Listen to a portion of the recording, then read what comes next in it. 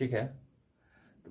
अभी इससे पहले एक वीडियो है, उसे देख लीजिएगा। बट लेकिन अभी जो चैप्टर है फिलहाल समतल दर्पण है ना, समतल दर्पण, इस चैप्टर का नाम यही है। पहला नंबर पॉइंट बता दें कि समतल दर्पण है ना, प्लेन मिरर, इंग्लिश में क्या बोलते हैं इसे, प्लेन मिरर। एक्चुअली में हमें प्लेन मिरर कहाँ देखने के लिए मिलता है? अगर आप सैलून में जाते होंगे तो हमें जो मिरर है वो समतल दर्पण वहाँ पर यूज होता है। जो घर का मिरर है वो अवतल लेंस, नहीं सॉरी, अवतल दर्पण होती है। ठीक है, बात समझ में आ गया होगा। तो समतल दर्पण का हम लोग गुण जानते हैं। एक्चुअली होता क्या है, ये स्ट्रेट लाइन कंप्लीट समतल दर्पण है ना, जिसका वक्रता केंद्र कहाँ होती है? अनंत पे होता है। अगर सपोज करो कि समतल दर्पण में किसी वस्तु को 10 सेंटीमीटर पे रखा जाए, यानी किसी ऑब्जेक्ट को, इसका प्रतिबिंब 10 सेंटीमीटर पे ही जाके बनेगा। ठीक है, प्रतिबिंब हो गया, यहाँ पर लिख देते हैं प्रतिबिंब है ना। और इसका जो प्रतिबिंब बनता है समतल दर्पण का, कैसा बनता है? काल्पनिक बनता है। काल्पनिक को ही आभासी बोलते हैं और वस्तु का बराबर होता है और इसे पर्दे पे उतारा नहीं जा सकता है। ठीक है, अब तुम्हें बताते हैं कि काल्पनिक बहुत को समझ में नहीं आता है। किसी चीज को अगर कल्पना कर लिए, वास्तविकता में है वो नहीं।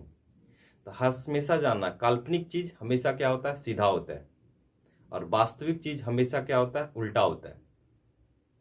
सपोज करो कि अगर वास्तविकता जो चीज है उसमें बहुत सारा कठिनाई आता है, एक्चुअली इससे दिमाग लगाना, क्या होता है? वो थोड़ी सी कठिनाई होती है, इसीलिए क्या होता है? थोड़ा उल्टा होता है। वो दोनों चीज के लिए लागू होता है, दर्पण के लिए भी और लेंस के लिए भी। पॉइंट भी नोटेड यहाँ पर ही आपको पॉइंट बता रहे हैं कि समतल दर्पण कैसा होता है? काल्पनिक होता है ना, और सीधा होता है और वस्तु के बराबर होता है। और लिख दो, वस्तु के बराबर होता है ना। यहाँ पर ही बात समझ में आ गया होगा। और दूसरी पॉइंट बताने वाले हैं, अगर सिंपल मिरर यानी कि समतल दर्पण में अगर किसी वस्तु को फुल इमेज देखना है, उस ऑब्जेक्ट का आधा होना चाहिए समतल दर्पण। सपोज करो कि मेरा हाइट 6 फीट है, अगर मुझे समतल दर्पण में अपना फुल हाइट देखना है कि हम मिरर में मेरा फुल इमेज बनना चाहिए, तो उस दर्पण का हाइट 3 मीटर होना चाहिए। अगर मेरा हाइट कितना है? 6 फीट है। अगर हमें फुल इमेज देखना है, ठीक है, तो दर्पण कितना होना चाहिए? 3 फीट का होना, 3 फीट का होना चाहिए। ठीक है, ये भी पॉइंट समझ में आ गया होगा। अगला पॉइंट बता रहे हैं कि अगर सिंपल मिरर में अगर भी मीटर पर सेकेंड से अगर चलते हैं, भी मीटर पर सेकेंड से अगर मेरा चाल है दर्पण की ओर, तो जो मेरा प्रतिबिंब है 2 भी मीटर पर सेकेंड की चाल से आते हुए प्रतीत होगा मुझे। सपोज करो यहाँ पर बताते हैं, अगर भी मीटर पर सेकेंड से चलते हैं तो मुझे प्रतिबिंब 2 भी मीटर से आता हुआ प्रतीत होगा। पॉइंट भी नोटेड। क्लियर हो गया? यहाँ पर ही पूरा बात समझ में आ गया होगा, है ना। अब बात बता दें कि अब एक पॉइंट और भी बताया है, काल्पनिक प्रतिबिंब को यहां पर लिख देते हैं।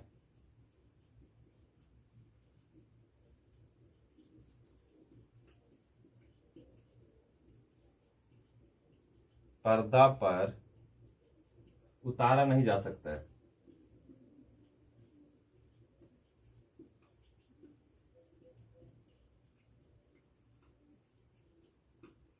समझ में आ गया बात को? अभी हम फिलहाल सिंपल मिरर पढ़ा रहे हैं, तो सब सिंपल मिरर के बारे में ही समझो।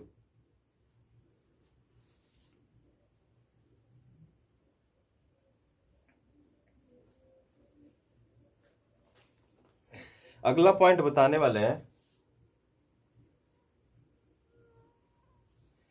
कि अगर वो एक चीज और जान लेना कि यहाँ पर काल्पनिक प्रतिबिंब को पर्दे पर उतारा नहीं जा सकता है। एक और सपोज करो कि वह प्रतिबिंब जो अनंत पे बनती है, वह प्रतिबिंब जो अनंत पे बनती है उसे पर्दा पर उतारा नहीं जा सकता है। अगला पॉइंट ये भी है ना, वह प्रतिबिंब, यहाँ अगला पॉइंट यहाँ पर लिख दे, यहाँ जना दिखेगा यहाँ पर आगे वो तीसरा पॉइंट है ना, वह प्रतिबिंब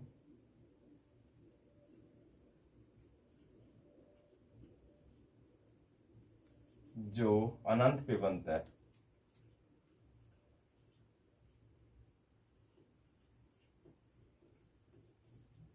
उसे पर्दा पर उतारा नहीं जा सकता, उसे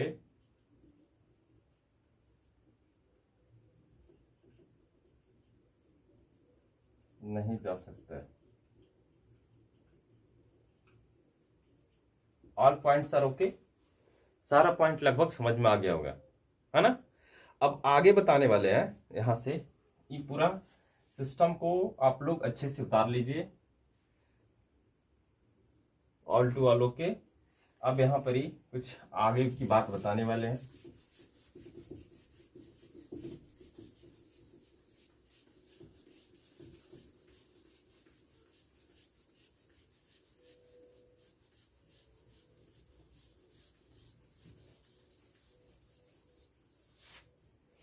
आगे पॉइंट बताने वाले हैं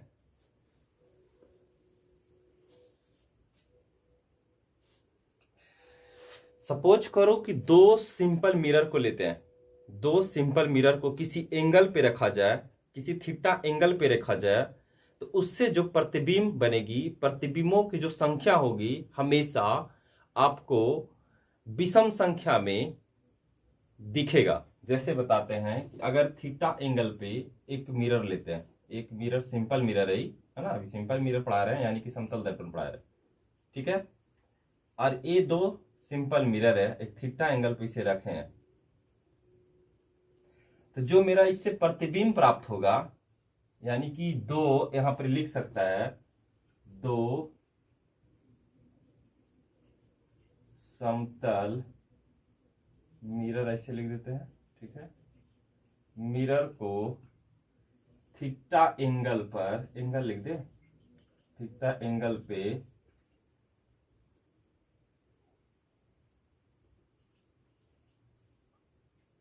रखने पर जो प्रतिबिंब प्राप्त होगा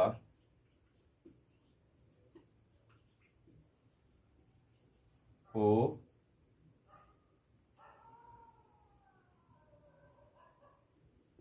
वे लिख सकते हैं, वे हमेशा आपको विषम संख्या में प्राप्त होगा, वो हमेशा क्या होगा, विषम संख्या में प्राप्त होगा। यहां पर लिख सकता है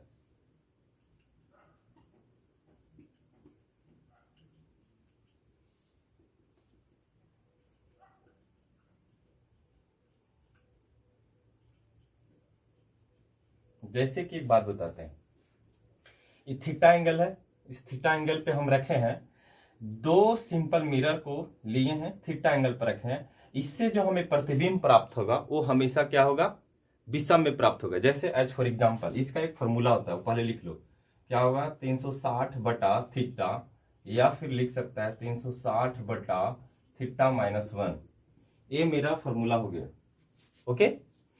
अगर सपोज करो कि हम यहाँ पर एक 60 डिग्री पर रखे हैं, अगर ये मान लिया जाए थीटा एंगल को हम यहाँ थीटा मान लिया जाए, आपको दिया रहेगा डिग्री का मान, अगर हम 60 डिग्री पर रखते हैं तो बताओ कि कितना हमें प्रतिबिंब प्राप्त होगा। तो फॉर्मूला लिखे हैं 360 थीटा -1, यहाँ पर 360 बोल सकते हैं, 60 -1, एक शून्य से एक शून्य, 6 में से एक गया, मतलब 5 प्रतिबिंब प्राप्त हुआ, है ना। अब इससे साफ पता चल रहा है कि जब दो सिंपल मिरर को यानी कि समतल दर्पण को थीटा एंगल पर रखने पर जो हमें प्रतिबिंब प्राप्त होता है, किसमें प्राप्त होता है? विषम संख्या में। क्लियर? अगला पॉइंट और तुमको एक बात बता देते हैं। जैसे सपोज करो एक मेरा सिंपल मिरर है, हाँ, जो हम 90 डिग्री पे इसे रख रहे हैं। कितना डिग्री पर? 90 डिग्री पर। बताओ इससे कितना प्रतिबिंब प्राप्त होगा? अगर ये भी क्वेश्चन आपको आ सकता है कि अगर दो सिंपल मिरर को किसी 90 डिग्री एंगल पर रखे हैं तो बताओ प्रतिबिंबों की संख्या कितना हो सकता है? निकाल सकते हैं हम लोग। यहाँ पर फॉर्मूला लिखेंगे 360 बटा 90 माइनस 1, ये फॉर्मूला उतार रहे हैं यहाँ पर, है ना। तो 0 से 0 9 चौक 36, 4 माइनस 1 बराबर 3 प्रतिबिंब, है ना। क्लियर हो गया? ये पॉइंट समझ में आ गया आपको? चौथा पॉइंट था। ओके, लगभग ऑल पॉइंट आर ओके। अगला पॉइंट बताने वाले हैं, जब समतल दर्पण, मिटा दें इसे,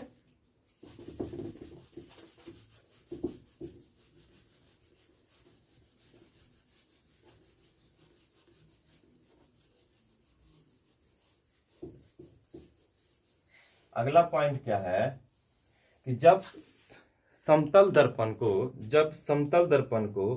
थीटा एंगल पे घुमाया जाए, जब समतल दर्पण को थीटा एंगल पे घुमाया जाए तो परिवर्तित किरण 2 थीटा से घूम जाएगा। अगर सपोज करो कि ये मेरे पास दर्पण है, इसे हम थीटा एंगल पे घुमाते हैं तो जो मेरे परिवर्तित किरण होगा, इस पे जो किरण पड़ा होगा परिवर्तित किरण, वो 2 थीटा से घूम जाएगा।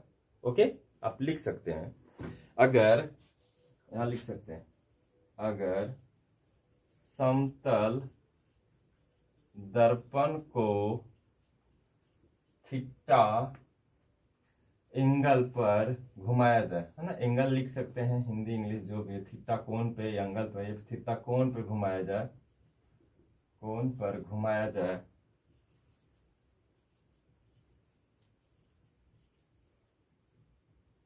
तब परावर्तित, है ना, परावर्तित किरण 2 थीटा, दिख रहा है, 2 थीटा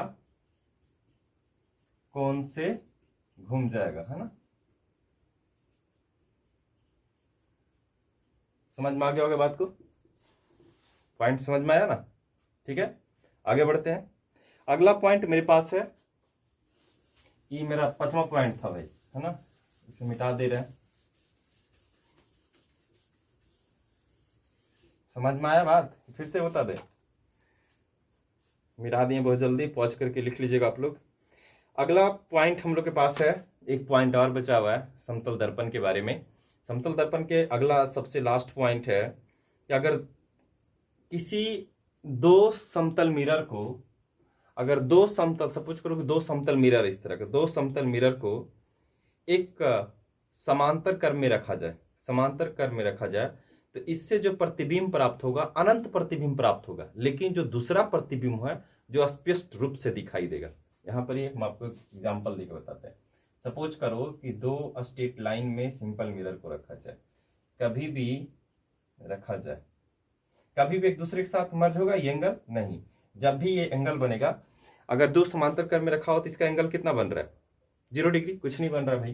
कभी मिलेगा एक दूसरे जाके? कभी नहीं मिलेगा। मतलब एंगल कितना बन रहा है? 0 डिग्री।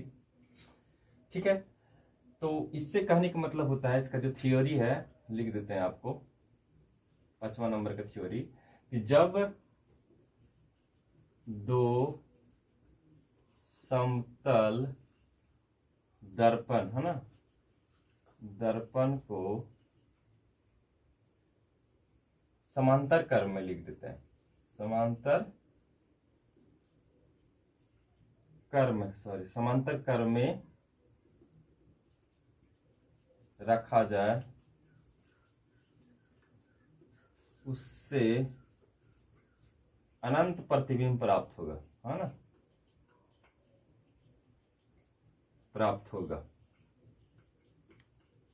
जिसमें दूसरा प्रतिबिंब लिख देते हैं, दूसरा प्रतिबिंब स्पष्ट रूप से दिखाई देगा, स्पष्ट रूप से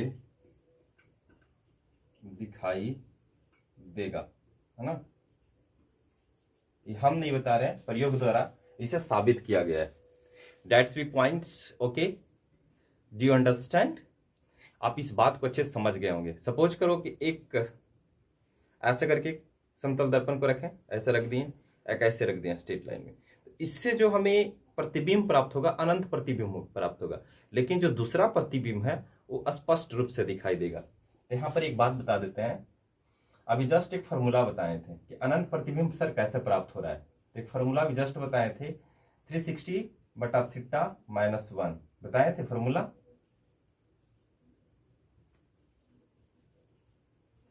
इस फार्मूला पर रखो 360 थीटा का मान यहाँ पर कितना है, 0 है भाई। एंगल कितना बन रहा है, 0 -1। अब कहाँ डायरेक्टली रूप से क्या हो रहा है, इन्फिनाइट। हम लोग जानते हैं 1/0 का वैल्यू क्या होता है, इन्फिनाइट। वही चीज है एक प्रकार की, है ना, देखा जाए तो क्या बना, अनंत प्रतिबिंब बना, हमें अनंत प्रतिबिंब बना। इसमें बोल सकते हैं, इसमें इससे इसी का दूसरा प्रतिबिंब क्या होता है, स्पष्ट रूप से दिखाई देता है ना, स्पष्ट रूप से दिखाई देता है। All points are okay, complete. समझ में आ गया होगा पूरी तरह से सिंपल मिरर क्या था। आज की कहानी यहीं रहने देते हैं, इससे आगे फिर जो होगा आप लोग को बताएंगे। फिजिक्स बहुत जबरदस्त तरीका से बताएंगे, फ्री ऑफ कॉस्ट यूट्यूब पर। गजब का शेयर करिए, पढ़िएगा, तब आई मजा। ठीक है।